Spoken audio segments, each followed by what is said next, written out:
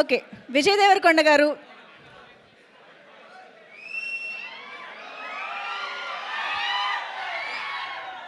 విజయ్ గారు welcome. So మీతో మీతో మాట్లాడాల్సినవి అడగాల్సినవి చాలా ఉన్నాయి, కానీ నేను ఫస్ట్ ఆత్రం ఆపుకోలేక ఒకటే ఒక క్వశ్చన్ అడుగుతున్నా. రౌడీ యాపరల్ నుంచి వీళ్ళకి ఎన్ని షర్ట్లు ఇచ్చారండి? మీరు వాళ్ళు కొనుక్కున్నారా, మీరు ఇచ్చారా, వాళ్ళు కొట్టేశారా, ఏం జరిగింది? మౌలికి ఇచ్చిన, మనోడికి ఇచ్చిన, మారతాను కొనుక్కున్నాడు. ఆ రోజు నుంచి మాకు వీళ్ళు రౌడీ షర్ట్స్ లోనే కనిపిస్తున్నారు.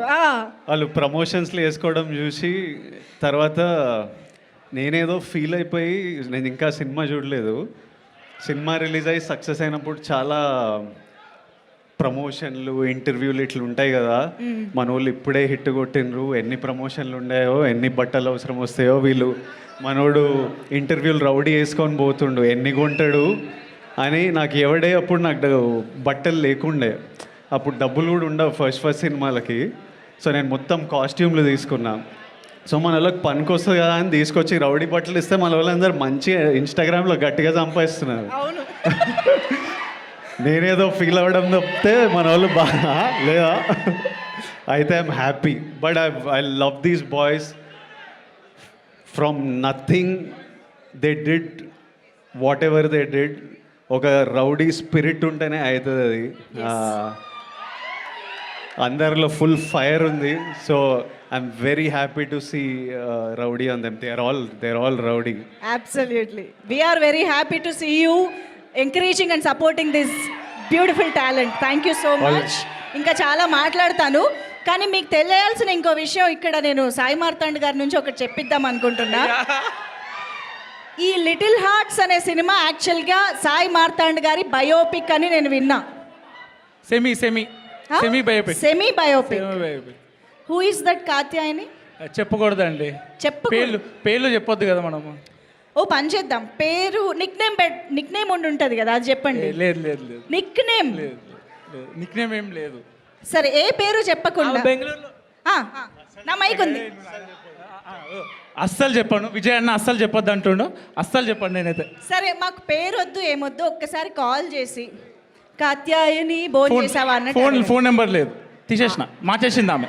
మీ కాత్యాయని ఫోన్ నెంబర్ లేకుండా బయోపిక్ తీసారా? సరే ఓకే, ఎంతవరకు బయోపిక్? ఏ సీన్ చెప్పండి, మీ లైఫ్లో ఏ సీన్ జరిగింది?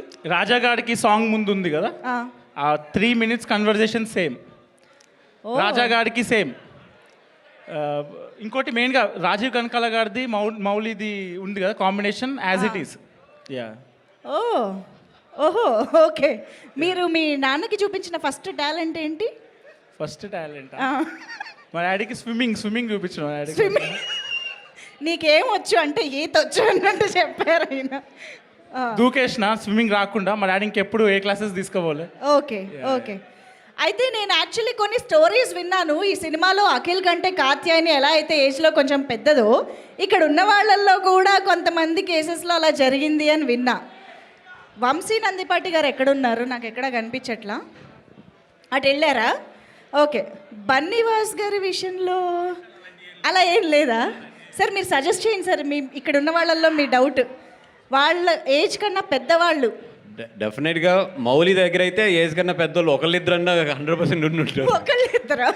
మౌలి టు బి ఫ్రాంక్ ఏంటండి, పెద్దోళ్ళు లవ్ చేస్తారు. ఇంకా నా పెద్ద అమ్మాయిని లవ్ చేశారా మీరు? లేదండి సార్ చెప్తున్నారుగా. ఆయన దగ్గర రాంగ్ ఇన్ఫర్మేషన్ వెళ్ళిందండి. ఎక్స్పెక్టేషన్ ఒకే ఒక లవ్ కాత్యాయని ఒక్కతేనా? అఖిల్ కది, మౌలికి కాత్యాయని కాదు కదా. ఎవరు లేరండి. అంటే పెద్ద అమ్మాయి కాదు, చిన్న అమ్మాయి అని చెప్తున్నారు. శ్రీ చైతన్య బ్యాచ్ అండి మేము. ఎంత ఉన్నారా శ్రీ చైతన్య నారాయణ బ్యాచ్? అదిగోండి, మాకెవరికి క్వశ్చన్లు పని చేయవండి. నమ్మాలి చాయిస్లో వదిలేస్తాం. ఇంత సపోర్ట్ తెచ్చాక మేము నమ్మకుండా ఎలా ఉంటాం? తప్పదు, నమ్మాలి. Thank you so much. Bandla Ganesh గారి విషయంలో ఏం జరిగిందా?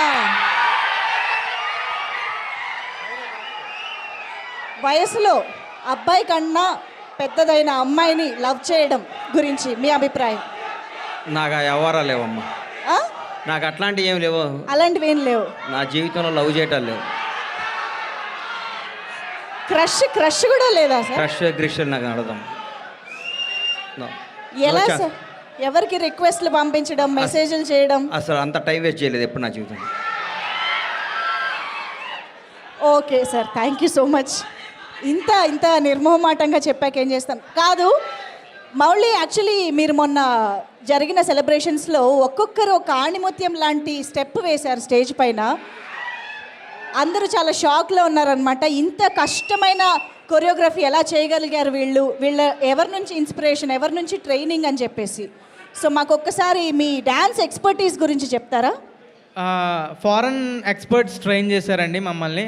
ఓ, యాక్చువల్లీ జయకృష్ణ నేను కలిసి ఒక 2 ఇయర్స్గా ట్రైనింగ్ తీసుకుంటున్నాం డాన్స్కి. ఓకే.